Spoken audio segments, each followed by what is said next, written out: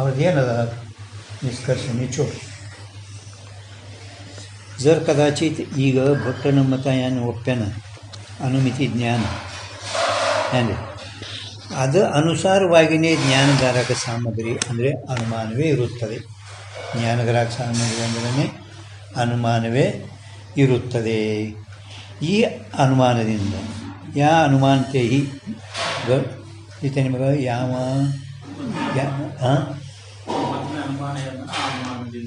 ಈ ಅನುಮಾನದಿಂದ ಅನುಮಾನತೆ ಅಂದ್ರೆ ಭಟ್ಟನ ಮತದಲ್ಲಿ ಒಪ್ಪೆನಲ್ಲಿ ಮ್ಯಾಲ ಅನುಮಾನ ಅದರ ಅನುಸಾರವಾಗಿಯೇ ಜ್ಞಾನಗ್ರಾಹಕ ಸಾಮಗ್ರಿ ಅಂದರೆ ಅನುಮಾನ ಐತಿ.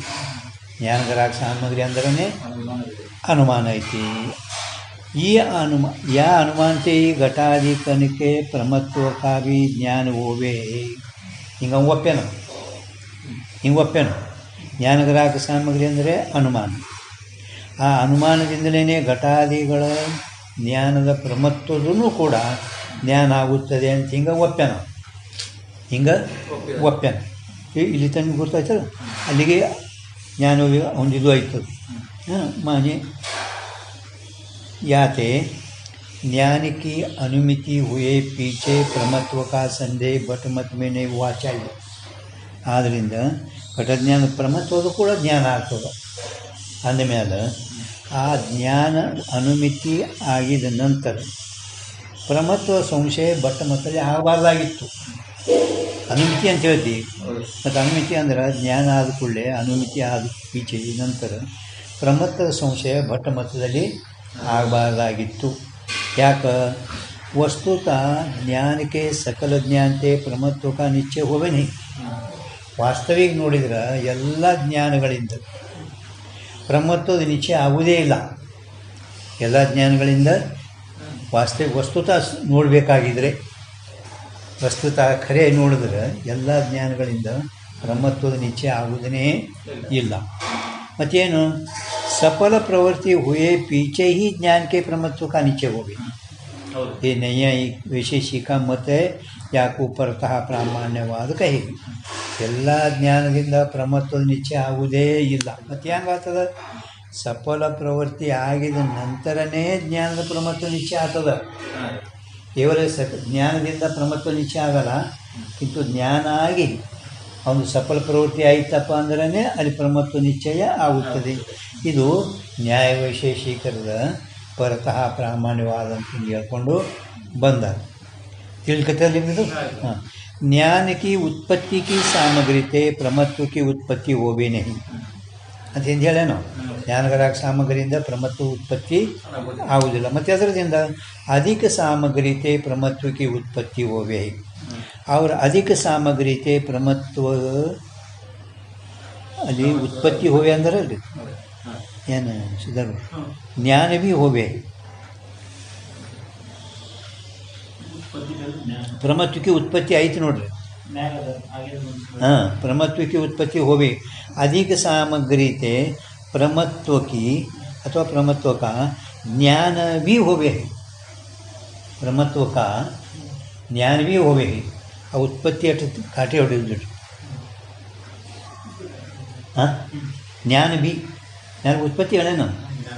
हाँ, ज्ञान की उत्पत्ति की सामग्री थे प्रमत्व की उत्पत्ति होवे नहीं, किंतु अधिक सामग्री थे प्रमत्व की उत्पत्ति होवे. अधिक सामग्री थे प्रमत्व की ज्ञान भी होवे है. तैसा ही प्रमत्व की नहीं अप्रमत्व की भी परता उत्पत्ति होवे है. ಆ ಪ್ರಮತ್ವ ಹೆಂಗೆ ಆಗೈತಲ್ಲ, ಅಪ್ರಮತ್ವದೂ ಕೂಡ ಪರತ ಅಂದ್ರೆ ಭಿನ್ನ ಉತ್ಪತ್ತಿ, ದೋಷಗಳಿಂದ ಭಿನ್ನ ಉತ್ಪತ್ತಿ.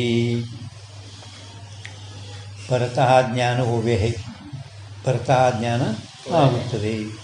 ಜೋ ಜ್ಞಾನಕ್ಕೆ ಜನಕ ಸಾಮಗ್ರಿತೆ ಹಿ, ಒಂದು ವೇಳೆ ಜ್ಞಾನಜನಕ ಸಾಮಗ್ರಿಯಿಂದಲೇ ज्ञान के अप्रमत्व धर्म की उत्पत्ति होवे तो सकल ज्ञान अप्रमा हुआ चाहिए. ಏನು ಹೇಳಿದವ ಎಲ್ಲ ಜ್ಞಾನ ಪ್ರಮ ಆಗಬೇಕಾಗಿತ್ತಂದೆ ನೋಡಿ. ಇಲ್ಲ ಭ್ರಮನೇ ಇಲ್ಲ, ಪ್ರಮನೇ ಆಗಬೇಕು. ಹೌದಿಲ್ಲ? ಅಲ್ಲಿ ಏನಂದ ನಮ್ಮ ಪ್ರಮ ಆಗಬೇಕಾಗಿತ್ತು, ಎಲ್ಲ ಜ್ಞಾನ ಪ್ರಮ ಆಗಬೇಕಾಗಿತ್ತು. ಹೌದಿಲ್ಲ? ಯಾವುದೇ ಇಲ್ಲ. ಮತ್ತು ಇಲ್ಲಿ ಏನಂತ ನಮ್ಮ ಅಪ್ರಮ ವಾಚಾಯಿ ಎಲ್ಲ ಅಪ್ರಮನೇ, ಪ್ರಮ ಇಲ್ಲ, ಅಪ್ರಮ ಎಲ್ಲ ಅಪ್ರಮ. ಜರ್ ಪ್ರಮಾನೇ ಅಂದ್ರೆ ಎಲ್ಲ ಪ್ರಮ ಅಂದರೆ ಸ್ವತಃ ಪ್ರಮಾಣಗಳ ಅಂಗೀಕಾರ ಮಾಡೋದಂತಲೇ ಆಗ್ತದ. ಅದಕ್ಕೆ ಅವ ಇಲ್ಲಿ ಅಪ್ರಮ ಇಟ್ಟಾನೆ. ಇಲ್ಲಿ ಅಪ್ರಮ ಜರ್ ಕದಾಚಿತ್ ಎಲ್ಲ ಜ್ಞಾನ ಪ್ರಮಾಣೇ ಆಗ್ತಿದ ಅಂದ್ರೆ ಸ್ವತಃ ಪ್ರಾಮಾಣಿಕರ ಅಂಗೀಕಾರ ಅವ ಸ್ವೀಕಾರ ಮಾಡೋಪನೇ ಆತಿತ್ತು. ಅದಕ್ಕೆ ಇಲ್ಲಿ ಅಪ್ರಮ ಇಟ್ಟಾನ. ठीक है ना? याते ज्ञान की जनक सामग्री से अप्रमत्व की उत्पत्ति होवे नहीं. ज्ञान के जनक इंद्रिय अनुमानादिक ಅಂದ್ರೆ ಮುಂದಿನ ಅವರು 4 ಪ್ರಮಾಣ ಒಪ್ಪಲ್ಲ, ಅದಕ್ಕೆ 3 ತಗೊಳ್ಳೋದು. जिनमें चित्र प्रत्यक्ष अनुमान उपमान अर्थात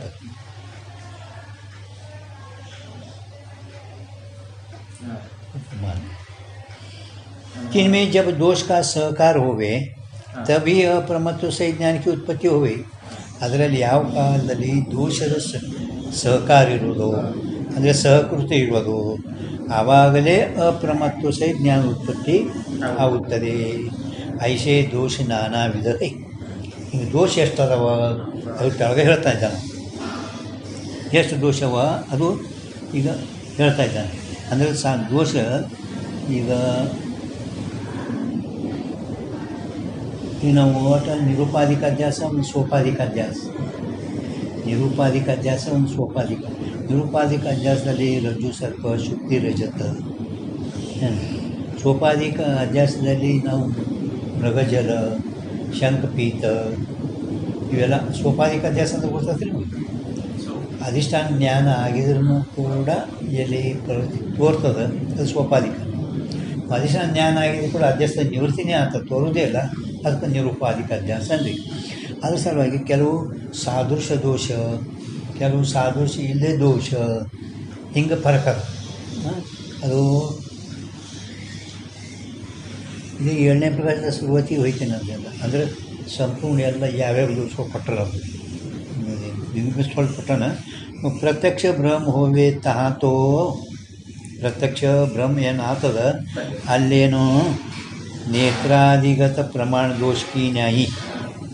ಪ್ರತ್ಯಕ್ಷ ಭ್ರಮ ಎಲ್ಲಿ ಆಗ್ತದ ಅಲ್ಲಿ ನೇತ್ರದಲ್ಲಿ ಇರುವ ಒಂದು ಅಂಧಕಾರನೂ ಅದ, ಕಾವೀಳು ಮೊದಲಾದರೂ ದೋಷ.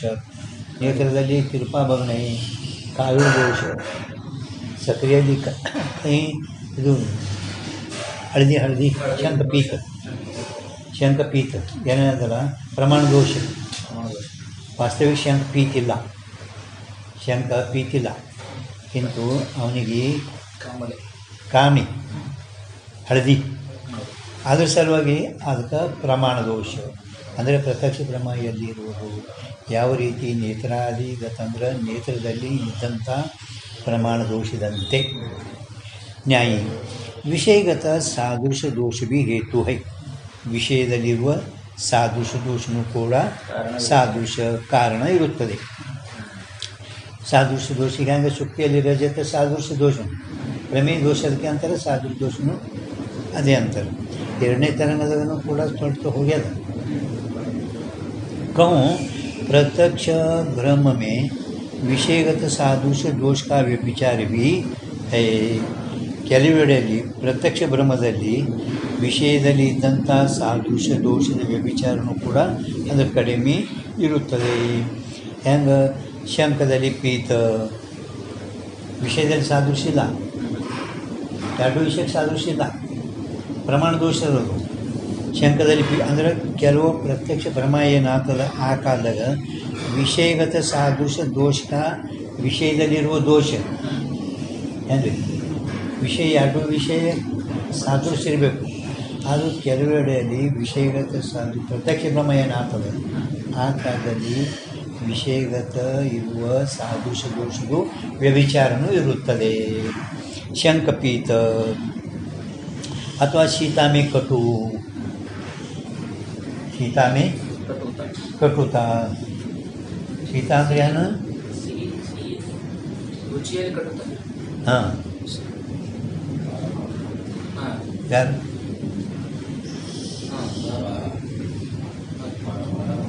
ಸಕ್ರಿ ಕ್ರಿಯೆಯಲ್ಲಿ ಕೈಪಡ ಹಾಂ ಕೈತ ಇದ್ರಿಗೆ ಸಾದೃಶ್ಯ ಐತೆ ಎರಡರಲ್ಲಿ ಏನಿಲ್ಲ ಇಲ್ಲ, ಎರಡರಲ್ಲಿ ಏನು ಸಾದೃಶ್ಯ ಇಲ್ಲ. ಹಾಂ ತಮ್ಮಲ್ಲಿ ಕೈ ಏನಂದ್ರೆ ನಾಗಿ ಕೈ ಆಗಿದೆ ಹಾಂ ಇದು ಜ್ವರ ಜ್ವರ ಬಂದಾಗ ಅಲ್ಲಿ ದೋಷ ಸಾದೃಶ್ಯ ದೋಷ ಇಲ್ಲ. ಶಂಕದಲ್ಲಿ ಪಿತ್ತ ಅದು ರಾಸುದ್ರ ಆಕಾಶದಲ್ಲಿ ನೀಲತಾ ದೋಷ ಆಕಾಶದಲ್ಲಿ ನೀಲತ ದೋಷ ಏನು ಸಾದೃಶ್ಯ ಅದೇನು ಇಲ್ಲ. ಅಂದ್ರೆ ಏನು ಕೆಲವು ಜಾಗನಾಗ ಪ್ರತ್ಯಕ್ಷ ಭ್ರಮ ಏನು ಆಗ್ತದ ಆ ಕಾಲದಲ್ಲಿ ವಿಷಯದಲ್ಲಿರೋ ಸಾದೃಶ್ಯ ದೋಷರು ಮ್ಯಾಲ ಪ್ರತ್ಯಕ್ಷ ಭ್ರಮ ಅದ ಹೆಂಗೆ ಪ್ರಮಾಣ ದೋಷ ಹಂಗೆ ವಿಷಯದಲ್ಲಿರೋ ಸಾದೃಶ್ಯ ದೋಷ ಇರೋಕ್ಕೆ ಕಾರಣ. ಅದು ಕೆಲವು ಜಾಗನಾಗ ಪ್ರತ್ಯಕ್ಷ ಭ್ರಮ ಆದ್ರೂ ಕೂಡ ಅಲ್ಲಿ ವಿಷಯದಲ್ಲಿರೋ ಸಾದೃಶ್ಯ ದೋಷರು ವ್ಯಭಿಚಾರ ಇಷ್ಟೇ, ಮತ್ತೊಂದೇನು ಹೆಚ್ಚು ಹೇಳಿಲ್ಲ. ಪರಂತು ಸಾದೃಶ್ಯಮೇ ಭೌತ ಭ್ರಮ ಹೋವೆ ಆದರೂ ಸಾಕಷ್ಟು ಜರ ಹೆಚ್ಚಿಗೆ ಸಾದೃಶ್ಯಮೇ ಭೌತ ಭ್ರಮ ಹೋವೆ ಅಂದ್ರೆ ಅಧಿಷ್ಠಾನ ಆರೋಪ ಇದ್ರಾಗ ಯಾವ ಸಾದೃಶ್ಯ ದೋಷ ಇರುವುದು ಅಲ್ಲಿ ಅಧಿಷ್ಠಾನ ಜ್ಞಾನ ಆಗಿದ ನಂತರ ಅಧ್ಯಸ್ಥ ಜ್ಞಾನ ಪ್ರತೀತಿ ಆಗುವುದೇ ಇಲ್ಲ. ಅಧಿಷ್ಠಾನ ಆರೋಪ್ಯ ಇದರಲ್ಲಿ ಸಾದೃಶ್ಯ ದೋಷ ಇತ್ತಪ್ಪ ಅಂದ್ರೆ ಅಲ್ಲಿ ಅಧಿಷ್ಠಾನ ಜ್ಞಾನ ಆಯಿತು ಅಂದ್ರೆ ಅಧ್ಯಸ್ಥ ಪ್ರತೀತಿ ಆಗುವುದೇ ಇಲ್ಲ. ಆದರೂ ಸಾದೃಶ್ಯ ದೋಷ ಎಲ್ಲ ಅಧ್ಯಾಸದಲ್ಲಿ ನಿಯತ ಕಾರಣ ಇರ್ತೈತಿನೇ, ಹಿಂಗೇನು ನೇಮ್ ಇಲ್ಲ. ಎಲ್ಲದರಲ್ಲಿ ಇರ್ತೈತೇನು? ಎಲ್ಲದರಲ್ಲಿ ಸಾದೃಶ್ಯ ದೋಷ ಇರ್ತೈತೆ ಅಂತ ಹಿಂಗೆ ನೇಮ್ ಇಲ್ಲ. ಯಾತೆ ಭೌತ ಸ್ಥಾನ ಮೇತೋ ಸಾದೃಶ್ಯ ದೋಷ ಭ್ರಮ ಕಾ ಹೇತು ಹೈ. ಆದ್ದರಿಂದ ಭ್ರಮದಲ್ಲಿ ಬಹಳಷ್ಟು ಸ್ಥಾನದಲ್ಲಿ ಸಾದೃಶ್ಯ ದೋಷ ಭ್ರಮಕ ಕಾರಣ ಇರುತ್ತದೆ. ಶುಕ್ತಿ ರಜತ, ರಜ್ಜು ಸರ್ಪ, ಸ್ಥಾಣು ಪುರುಷ, ಶುಕ್ತಿ ರಜತ ಇವು ಸಾದೃಶ್ಯ ದೋಷ ಅಲ್ಲಿ. ರಜ್ಜು ಸರ್ಪ ಸಾದೃಶ್ಯ ದೋಷ. ಭೌತ ಸ್ಥಾನದ ಮೇ ಸಾದೃಶ್ಯ ದೋಷ ही हेतु कई ಅಂದರೆ ಭೌತ ಸ್ಥಾನ ಅಂದರೆ ಶುಕ್ತಿ ರಜತ, ರಜ್ಜು ಸರ್ಪ, ಸ್ಥಾಣು ಪುರುಷ. ಸ್ಥಾಣುವ ಪುರುಷ ಜ್ಞಾನವು ಶುಕ್ತಿ ರಜತ್ ಬರ್ತದೆ ನಿಮ್ಗೆ? ಶುಕ್ತಿ ರಜತ್ ಬರ್ತೈತಿ, ರಜ್ಜು ಸರ್ಪ ಬರ್ತೈತಿ ಸಾದೃಶ್ಯ. ಹಾಂ, ಅದೇ ಹಸ್ತಪಾದಾದಿಗಳು. ಹಸ್ತಪಾದ ಕಪ್ಪಾಗಿ ಹೇಗೆ ಹಸ್ತಪಾದ ಕಂಡ ಕಾಣ್ತದೆ ಸಾದೃಶ್ಯ. ಹಾಂ, ಮಂಡಿ ಗಿಡ ಮನುಷ್ಯನ ಅಟ್ಟೆ ಕಳೆದು ಬಿಟ್ಬಿಟ್ಟಾರೆ. ಏನು ಕ್ಯಾನ್ ಮಾಡಿಲ್ಲ ಅವರು. ಏನು ಅಂದರೆ ಮನುಷ್ಯನಂತೆ ದೂರಿಂದ ಕಾಣ್ತದೆ, ಮನುಷ್ಯನ ಅಂತಾನೆ ಹಿಂಗೆ ಕಾಣ್ತದೆ. ಇದು ಸಾದೃಶ್ಯ ದೋಷ. ಆಯ್ತಾ ನಿಮಗೆ? ಶುಕ್ತಿ ರಜತ್, ರಜ್ಜು ಸರ್ಪ, ಸ್ಥಾಣು ಪುರುಷ. ಇನ್ನೂ ನಿಮ್ಗೆ ಅಷ್ಟು ಅದು ಹೋಗ್ಯದಿದು ಎಲ್ಲಿ 14ನೇ ಹೇರ್ಡಿಂಗ್ ಬಂದು. ಮತ್ತು ಅನಿರ್ವಚನಿ ಖ್ಯಾತಿ ಒಳಗೆ ಅನಿರ್ವಚನಿ ಖ್ಯಾತಿ ಅಲ್ಲಿ ಏನು ಹೋಗ್ಯದ? ನೀಲ ಶಿಲಾ ತಲ ಅಧ್ಯಾಸ, ನೀಲ ಶೀಲ ತಲ ಅಧ್ಯಾಸ, ನೀಲ ಶಿಲಾ ತಲ ಅಧ್ಯಾಸ. ನಾವು ಸಮುದ್ರ ದಂಡಿಗೆ ಈ ಕಡೆ ನಿಂತೇವಪ್ಪ ಅಂದ್ರೆ ಈ ಕಡೆ ನಿಂತೇವೆ, ಆ ಕಡೆ ನೋಡಿದ್ರೆ ನೀರಿಲ್ಲ, ಕರಿ ಬಂಡೆ ಹಾಸ್ಯಾರ. ನೀರಿಲ್ಲ ಅಲ್ಲಿ, ಕರ್ರಗೆ ಕಾಣ್ತದೆ ಕರ್ಗ. ನೀಲ ಅಂದರೆ ನಿಲ್ಸರ್ ಕಾಣ್ತದೆ. ನಾವು ಹೊಳಿ ದಂಡ್ಯಾಗ ನೋಡಿ ನಿಂತೇವೆ ಅಂದ್ರೆ ಆ ಕಡೆ ಗಾ ನೋಡಿ ನೀರ ಇಲ್ಲ, ಆ ಕಡೆ ಗೊತ್ತಿಲ್ಲ. ಕರ್ರ ಕಾಣಿಸೋದು ನೀರೇ ಕರ್ರ ಕಾಣಿಸ್ತಿರ್ತಾವೆ. ಏನದು ಆಕಾಶದ ನೀರು ಬಣ್ಣ ಏನು ಪರಂತು ಅಚ್ಚಿ ಕಡೆ ದಂಡಿಗೆ ನೀಲ ಶಿಲಾ ಅಂದರೆ ಬಂಡಿ. ಹಾಂ, ಅಧ್ಯಾಸ ಆಗ್ತದೆ. ಅದ್ರ ನೀಲ ಶಿಲಾ ಅಧ್ಯಾಸ ಇದ್ರ ಅದರಂತೆ ಅಲ್ಲಿ ಹೋಗೋದು. ಕಾತರಿಕಾಕಾರ ಪುಂಡರೀಕಾಕಾರ ಕತ್ರಿಮೆ ಕಾತರಿಕ ಪುಂಡರೀಕಾಕಾರಮೆ ಭ್ರಮ ಅಂದ್ರೆ ಯಾವ ರೀತಿ ಹೂಗಳು ಗುಲಾಬಿ ಹೂವಿನ ಗಪ್ಪಲಿ ಎಲ್ಲ ಪಾಂಡ್ರ ಕಾಗದಗಳದು ಹೂವಿನ ಕತ್ತರಿಸಿಟ್ಟಿರ್ತಾರೆ. ಅದೇನು ಹೂವು ಏನು ಕಾಗದು ಪೂರ್ತಿ ಆಗಲ್ಲ, ಭ್ರಮ ಸಾದೃಶ್ಯ ಅದಿಲ್ಲ.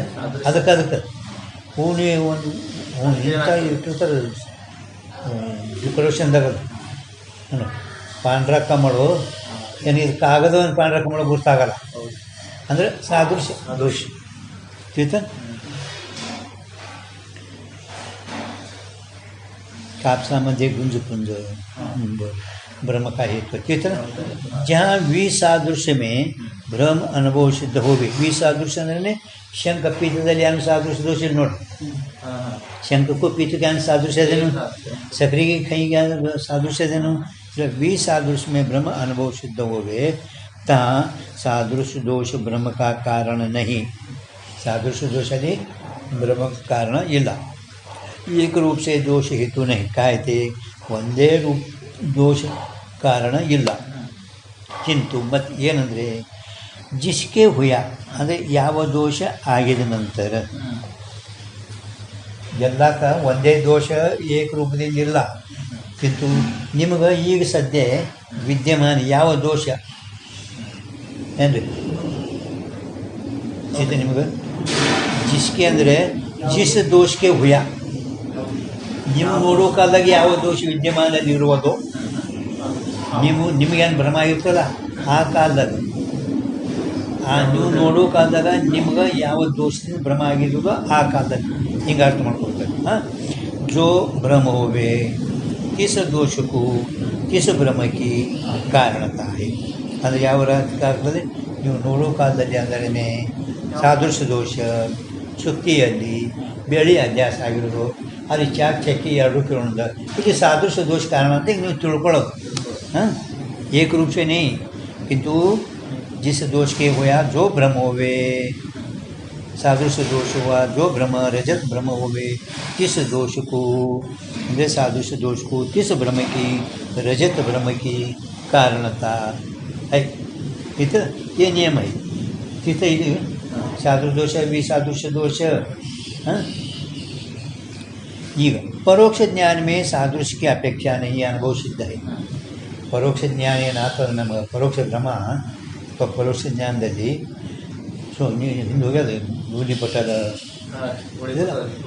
ಅಲ್ಲಿ सादृश्य दोष की अपेक्षा नहीं अनुभव सिद्ध है ಎಲ್ಲರಿಗೆ अनुभव सिद्ध है याते परोक्ष ज्ञान में ಅಂದರೆ परोक्ष ब्रह्म ज्ञान में विषयगत दोष हेतु नहीं किंतु परोक्ष अनुमिति ब्रह्म विषय अनुमान दोष हेतु है ಪರೋಕ್ಷ ಅನುಮಿತಿ ಬ್ರಹ್ಮದಲ್ಲಿ ಮಾತ್ರ ಅನುಮಾನ ದೋಷವೇ ಕಾರಣ ಇರುತ್ತದೆ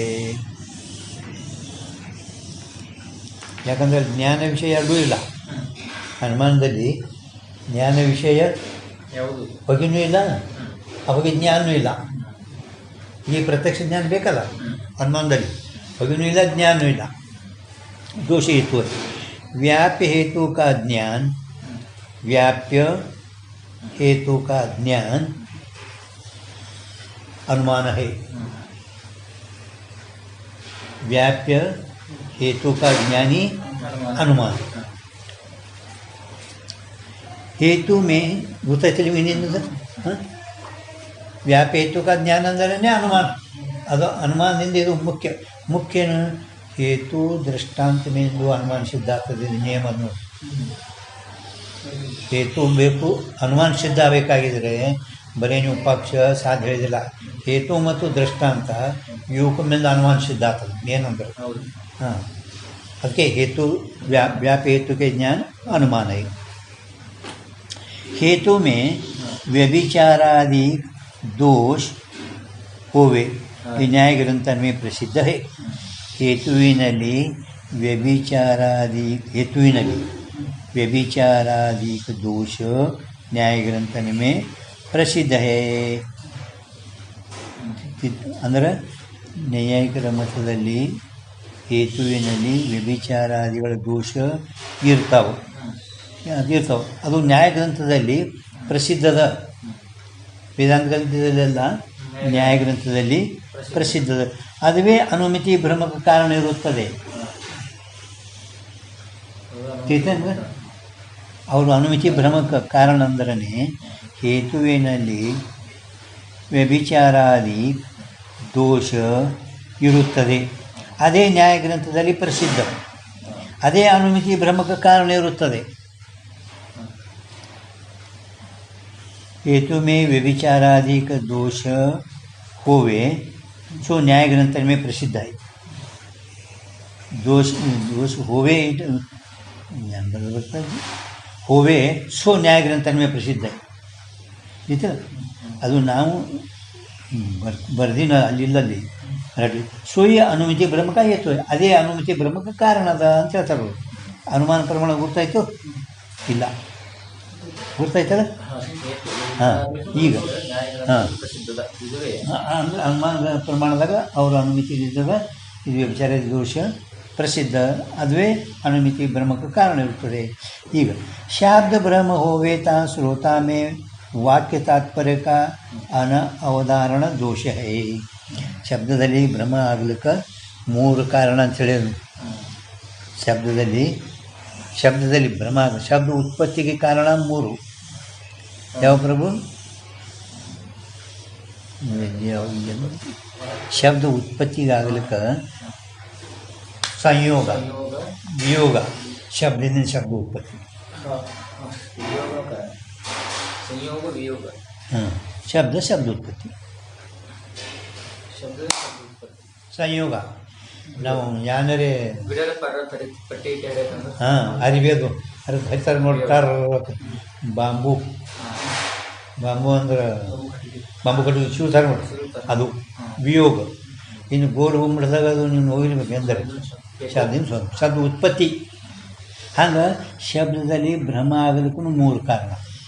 ಶಬ್ದದಲ್ಲಿ ಭ್ರಮ ಆಗಲಿಕ್ಕೂ 3 ಕಾರಣ. ಶಾಬ್ದ ಬ್ರಹ್ಮ ಹೋವೆ ತಾ ಶ್ರೋತಾ ಮೇ ವಾಕ್ಯ ತಾತ್ಪರ್ಯ ಕಾ ಅನಾವಧಾರಣ ದೋಷ. ಅನಾವಧಾರಣ ಅಂದರೆ ಏನು? ಈ ಮನಸ್ಸು ಅಲ್ಲಿ ಇರಲಿಲ್ಲ ಅಂದ್ರೆ ಅವ್ನ ತಾತ್ಪರ್ಯ ಗೊತ್ತಾಗ ಅಲ್ಲಿ ಮನಾವಧಾನ. ವಾಕ್ಯ ತಾತ್ಪರ್ಯ ಕಾ ಅವಧಾನ ಗೊತ್ತಾಯ್ತು. ಶಾಬ್ದಿ ಭ್ರಮ 1. वक्ता में विप्रलंबकतादि दोष है. विप्रलंबक हाँ विप्रलंबक विसंवाद का स्वयं भ्रांतो अपि परवंचक. विप्रलंबक ಅಂದರೆ ಸ್ವಯಂ ಭ್ರಾಂತೋ ಅಪಿ ಪರವಂಚಕ. विप्रलंबक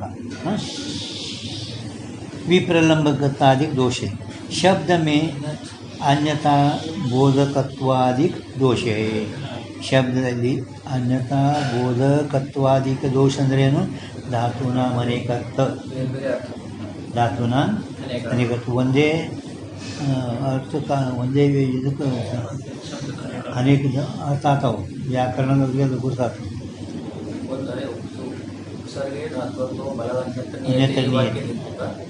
ಒಂದೇ ಧಾತುವಿನೊಡನೆ ಉಪಸರ್ಗಗಳು ಬೇರೆ ಬೇರೆ ಧಾತುನ ಅನೇಕ ಒಂದೇ ಧಾತುವಿಂದ ಅನೇಕ ಅರ್ಥ ಅಥವಾ ಆಯಾ ಜೀವನಿಗೆ ಭ್ರಮ ಆಗಿಬಿಡ್ತದೆ. ಈಗ ವಿಷ್ಣುಂದು ಹರಿ ಅಂದ್ರೆ ವಿಷ್ಣು, ಹರಿ ಅಂದ್ರೆ ಆನೆ, ಮಾಕಡ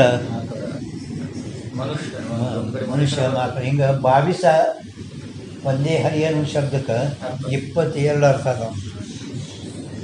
22 ಮತ್ತು ಅದು ಒಂದೇ ಅರ್ಥ ಬೇರೆ ಬೇರೆ ಆಗಲ್ಲ. ಧಾತುನ ಮನೆ ಕರ್ತದೆ ಅಂದರೆ ಭ್ರಮ ಆಗ್ಲಿಕ್ಕೆ ಹೇಳೋದ ಕಾರಣ ಅಂದರೆ ಏನು? ಶಬ್ದದಲ್ಲಿ ಭ್ರಮ ಆಗಲಿಕ್ಕೆ 3 ಕಾರಣ. ಈ ಪ್ರಲಂಬಕ ವಾಕ್ಯ, ಧಾತುನ ಅನೇಕ ಅರ್ಥ ಮತ್ತು ಅನಾವಧಾನ ಅಂದರೆ ಮನಸ್ಸಾಗಿ ಇರಲಿಲ್ಲ ಅಂತ ಮನಾವಧಾನ. इस रीति से अप्रमात्व के हेतु दोष अनुभव अनुसार से जानने चाहिए. अनुभव अनुसार से जानना चाहिए. ಮೂರೇ ಒಂದು ಪ್ರತ್ಯಕ್ಷ ಪ್ರಮಾಣ, ಅನುಮಾನ ಪ್ರಮಾಣ, ಶಬ್ದ ಪ್ರಮಾಣ.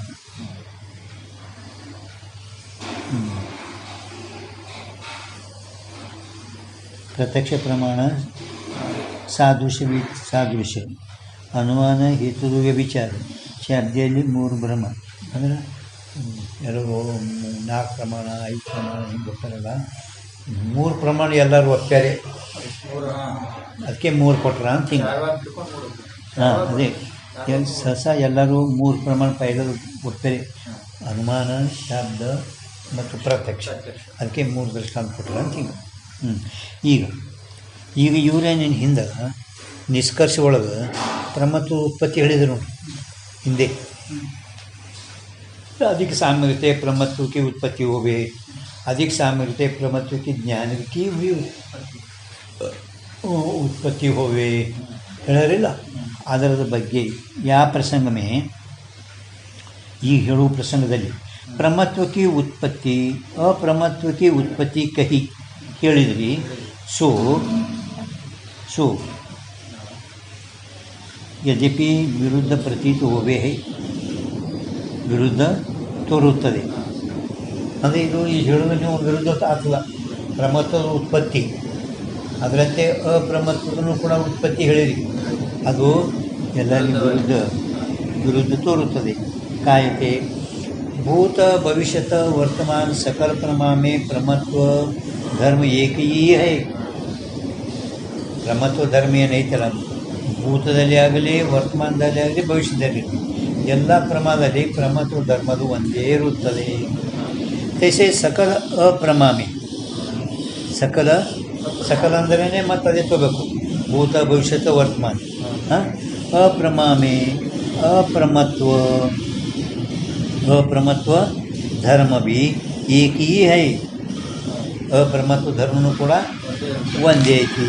ಯಾತೆ ತಿನ್ಕಿ ಪ್ರಮತ್ವಕ್ಕೆ ಅಪ್ರಮತ್ವಕ್ಕೆ ಉತ್ಪತ್ತಿ ಕಾನ ಸಂಭವೇನೇ. ಉತ್ಪತ್ತಿ ಅಂತ ಹೇಳೋದು ಸಂಭವಿಸೋದಿಲ್ಲ. ಈಗ ಅವರು ಸಮಾಧಾನ ಹೇಳ್ತಾರೆ ಅದಕ್ಕೆ. ಅದು यद्यपि अट्टे जब ज्ञान अपने कारण से उपजे तब कोई ज्ञान प्रमा होवे कोई ज्ञान अप्रमा होवे. कोई ज्ञान अप्रमा ಯಾನಂತನೂ ಯಾವ ಕಾಲದಾಗ ಜ್ಞಾನ ತನ್ನ ಕಾರಣದಿಂದ ಯಾವ ಕಾರಣದಿಂದ ಅಂದ್ರೆ ಇಂದ್ರಿಯ ವಿಷಯಗಳ ಸಂಯೋಗದಿಂದ ಹುಟ್ಟಿರುವುದು. ಆವಾಗ कोई ज्ञान प्रमा होवे कोई ज्ञान प्रमा होवे कोई ज्ञान अप्रमा होवे. ಕೆಲವು ಅಪ್ರಮಾನು ಆಗುತ್ತದೆ. ತಿನ್ಮೆ ಪ್ರಮತ್ವ ವಿಶಿಷ್ಟ ಜ್ಞಾನ ಪ್ರಮ ಹೋವೆ. ಪ್ರಮತ್ವ ವಿಶಿಷ್ಟ ಜ್ಞಾನ ಏನಾಗ್ತದೆ? ಪ್ರಮ ಆಗುತ್ತದೆ. ಪ್ರಮತ್ವ ವಿಶಿಷ್ಟ ಜ್ಞಾನ ಪ್ರಮ ಹೋವೆ. ಅಪ್ರಮತ್ವ ವಿಶಿಷ್ಟ ಜ್ಞಾನ अप्रमा होवे. अप्रमत्व विशिष्ट ज्ञान अप्रमा होवे है. इस रीति से ज्ञान में प्रमत्व अप्रमत्व धर्म की विलक्षणता ही आ ज्ञानदल्लि प्रमत्व अप्रमत्वದ विलक्षणताने ज्ञानजनक सामग्री के अधीन है. ज्ञान जनक कारण ज्ञान सामग्री ಅನ್ನೋದಲ್ಲ, ಪ್ರಮಾದಲ್ಲಿ ಇಂದ್ರಿಯ ಸಂಯೋಗ, ಅಪ್ರಮ, ದೋಷ ಹಿಂಗೆ ಏನು ಜನಕ ಸಾಮಗ್ರಿ ಆದಿಂದಲಿರುತ್ತದೆ. ಕೌ ಜ್ಞಾನಕ್ಕೆ ಐಶಿ ತಿಳ್ಕತೆ ನಿಮಗೆ ಸರಳದ ಅಂದರೆ ಅವ್ನು ಹೇಳೋದೇ ಹೇಳ್ತಾರೆ ಮತ್ತೀಗ.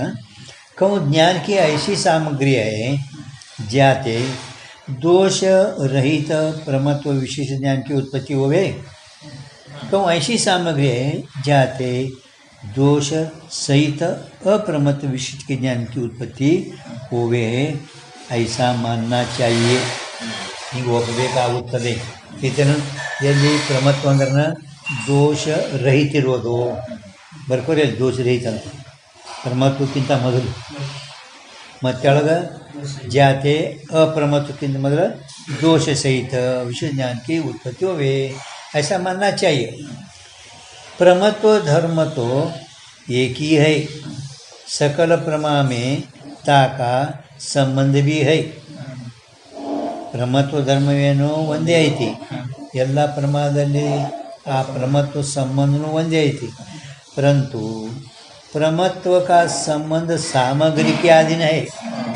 ಅದ್ರ ಪ್ರಮತ್ವದು ಸಂಬಂಧ ಏನದಲ್ಲ ಆ ಸಾಮಗ್ರಿ ಆಧೀನದಲ್ಲಿ ಐತಿ ಹೇಳ್ತಾನೆ ನಾವು. इस रीति से जब ज्ञान में प्रमत्व की प्रयोजक, ज्ञान में प्रयोजक ಅಂದ್ರೆ उत्पत्ति ಮಾಡೋದು, ಹುಟ್ಟಿಸೋದು, ಉತ್ಪತ್ತಿ करणारा, प्रमत्वದ उत्पत्ति ಮಾಡುವ सामग्री ಇರುವುದು. तब प्रमत्व की उत्पत्ति कही. जैसे अप्रमत्व का प्रयोजक दोष है, याते दोषजन्य अप्रमत्व कही है.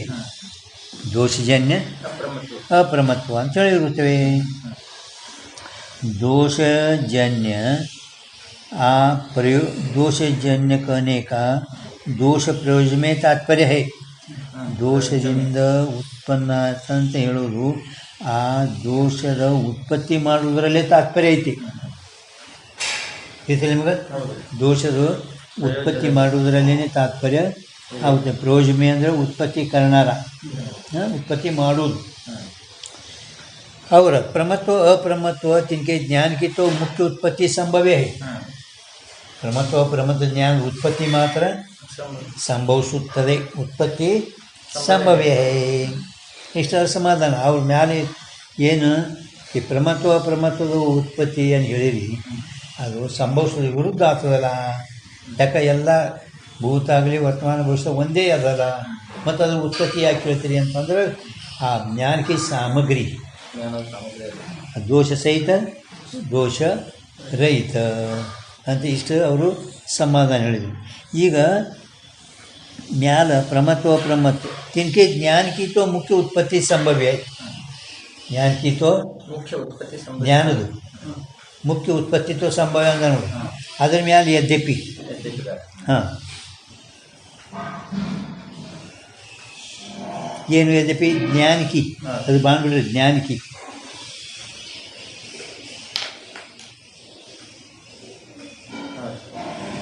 सिद्धांत में प्रमत्व साक्षी भाष्य है. सिद्धांत पक्षದಲ್ಲಿ प्रमत्व साक्षी भाष्य है. प्रमत्व साक्षी भाष्य ಅಂದರೆ ಜ್ಞಾನಗಳ ಸಾಮಗ್ರಿ ಎಲ್ಲಕ್ಕೆ ಆ ಪ್ರಮತ್ವಕ್ಕೂ ಕೂಡ ಸಾಕ್ಷಿನೇ ಇದ್ದಾನೆ. ಅಂದ್ರೆ ಪ್ರಮತ್ವ ಉತ್ಪತ್ತಿ ಅಂತ ಹೇಳಿ ನಮ್ಮ ಬರಲ್ಲ ಅಂತ ಹೇಳಿ ದೋಷ ಐತೆ. ಬಟ್ ನಿಮ್ಮ ಮತದಲ್ಲಿ ಪ್ರಮತ್ವದ ಜ್ಞಾನನು ಸಾಕ್ಷಿನೇ ಇದ್ದಾನಲ್ಲ. याते जो प्रमत्व के ज्ञान की भी उत्पत्ति कहे तो साक्षी की उत्पत्ति सिद्ध होवे है. ಜ್ಞಾನದನು ಉತ್ಪತ್ತಿ ಕದಾಚಿತ್ ನೀವು ಸಿದ್ಧಾಂತದಲ್ಲಿ ಹೇಳಿದರೆ ಸಾಕ್ಷಿದನು ಉತ್ಪತ್ತಿ ಹೇಳೋದು ಸಿದ್ಧ ಆಗುತ್ತದೆ. सो बने नहीं, सो बने नहीं. तथापि वृत्ति में आरूढ़ साक्षी प्रमत्वादिकन को उनके ज्ञान को प्रकाश्य है. ज्ञान को प्रमत्वादिकन को उनके ज्ञान को प्रकाश्य है. ಗೀತೆ ನಿಮಗೆ ವೃತ್ತಿಯಲ್ಲಿ ಆರೂಢ ಸಾಕ್ಷಿ, ವೃತ್ತಿಯಲ್ಲಿ ಆರೂಢ ಸಾಕ್ಷಿ ಗೊತ್ತಾ? ವೃತ್ತಿಯಲ್ಲಿ ಇದ್ದಂಥ ಸಾಕ್ಷಿ. ಹಾಂ, ಸಾಕ್ಷಿ ಭಾಷೆ ಅಂದರೆ ಗೊತ್ತಾಗಿದಿಲ್ಲ. ಸಾಕ್ಷಿ ಭಾಷೆ ಅಂದರೆ ಏನು? साक्षी भाषा इस पद का यह अर्थ है कि साक्षी प्रकाश किया नहीं, साक्षी के प्रकाश में ಭಾಷೆ साक्षी प्रकाश मारो ಮಾಡಲ್ಲ. ಸಾಕ್ಷಿ ಭಾಷೆ ಈ ಪದದ ಅರ್ಥ ಸಾಕ್ಷಿ ತಿಳಿದ ಅಂತ ಹಿಂಗೆ ಅನ್ಬಿಡುದು. ಯಾಕೆ ಅವ ತಿಳಿದ ಅಂದ ಕೂಡಲೇ ವಿಕಾರ ಬತ್ತೆ, ತಿಳಿದ ಅಂದ ಕೂಡಲೇ ವಿಕಾರ ಬತ್ತೆ. ಹೆಂಗೆ ಅಹಂ ಬ್ರಹ್ಮಾಸ್ಮಿ ಜ್ಞಾನ ಯಾರಿಗೆ ಆಗ್ತದೆ? ಕೂಟಸ್ಥನಿಗೆ ಆಗ್ತದೆ.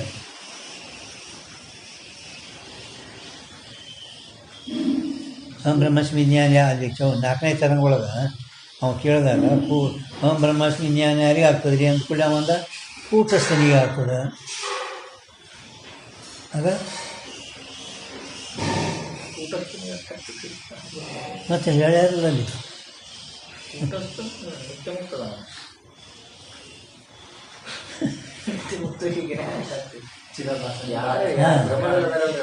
हम ब्रह्मास्मि ज्ञान किसको हो गए? कूटस्थ को चिदावास को.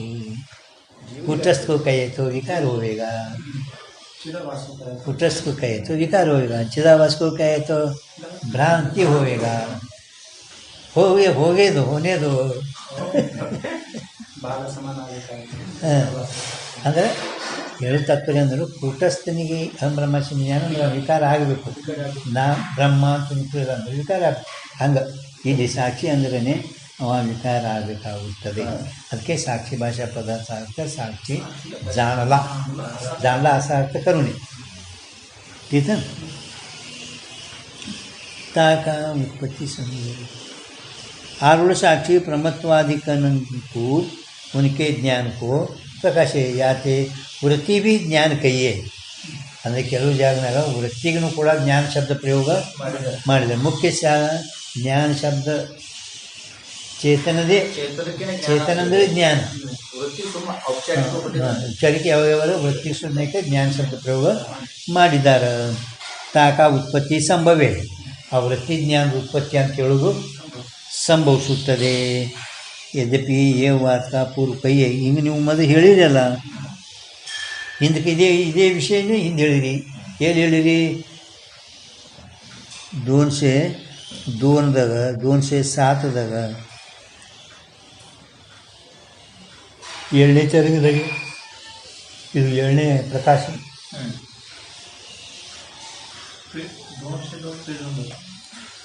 202 ನೋಡೋಣ. 202ದಾಗ ಏನಿದೆ? ಶುರುವಾತಿಗೆ ಒಂದು 2 ಪೇಜ್ ತಗ, ಒಂದೇ 202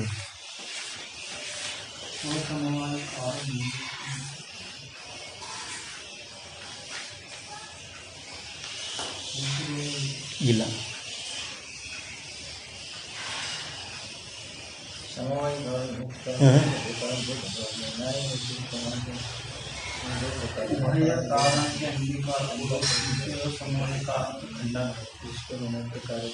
ಇದು ವಿಚಾರ ಸಾಗರ ಅಂಕ 202.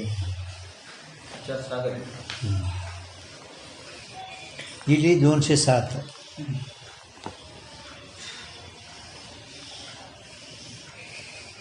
ಏನು? ಹಾಂ ಹಾಂ. वृत्ति अवचनी चेतन को ही ज्ञान कहेगी. 202 अंक है पे? हाँ, अंक. चेतन में ज्ञान शब्द का प्रयोग, प्रमा शब्द का प्रयोग वृत्ति संबंध के होवे है. 207 तेलुगु. अद्वैत सिद्धांत में वृत्ति अवचनी चेतन को ही ज्ञान कहे. चेतन के ज्ञान तंदिरी. ಅದರಾಗ ಅಬಾಧಿತ ವೃತ್ತಿ ಅವಚನ ಪ್ರಮಾಜ್ಞಾನ, ಬಾಧಿತ ಹಗ್ಗ ಸರ್ಪಾದಿಗಳಿಗೆ ಅದಕ್ಕೆ ಅಪ್ರಮಾಜ್ಞಾನ, ಅದಕ್ಕೆ ತಥಾಪಿ ನೋಡಿ ಶಂಕ ಗೊತ್ತದೆ. ಶಂಕ ಅದಕ್ಕೆ चेतन में ज्ञान शब्द का प्रयोग तथा प्रमा शब्द का प्रयोग, अप्रमा शब्द का प्रयोग वृत्ति संबंधते होवे.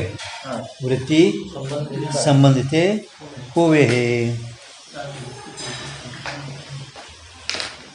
ठीक है. ಹಾಂ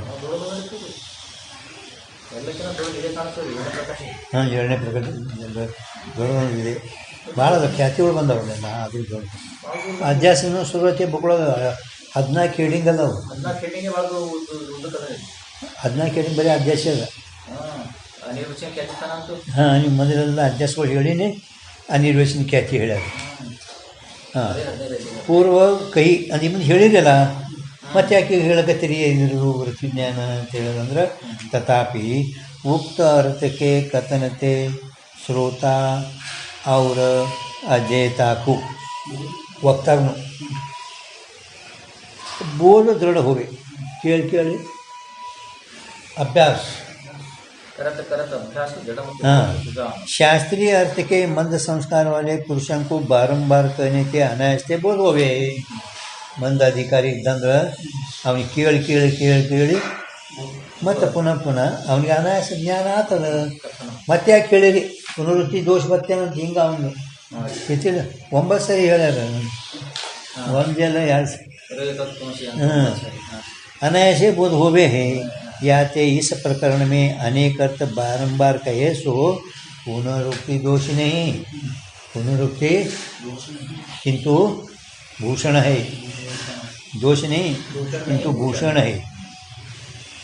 इस रीति से न्याय मत में परतः प्रामाण्यवाद मान्या है और स्वतः प्रामाण्यवाद में संशय की ಅನುಪಪತ್ತಿ ದೋಷ ಕಯಾ ಹೇ.